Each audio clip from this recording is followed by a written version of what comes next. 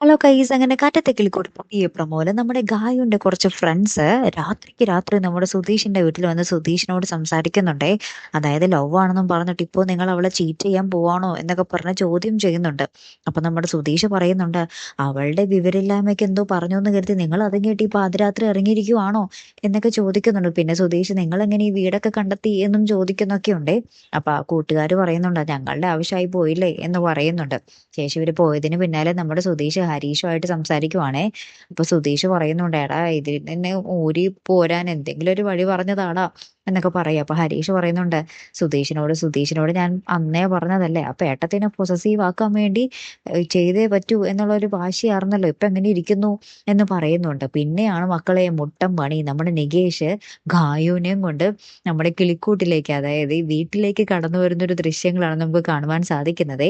സുധീഷ് പെട്ടെന്ന് സൗണ്ട് കേട്ട് നോക്കുമ്പോൾ ദാ നികേഷിന്റെ കൂടെ ഗായും നിൽക്കുന്നു. ഇനി എന്തൊക്കെ പൊട്ടിത്തെറികളാകും സംഭവിക്കാൻ പോകുന്നത് അല്ലേ? കാത്തിരിക്കാട്ടോ. അപ്പൊ അടുത്തൊരു വീഡിയോയുമായി വരുന്നത് വരയ്ക്കും ഗുഡ് ബൈ.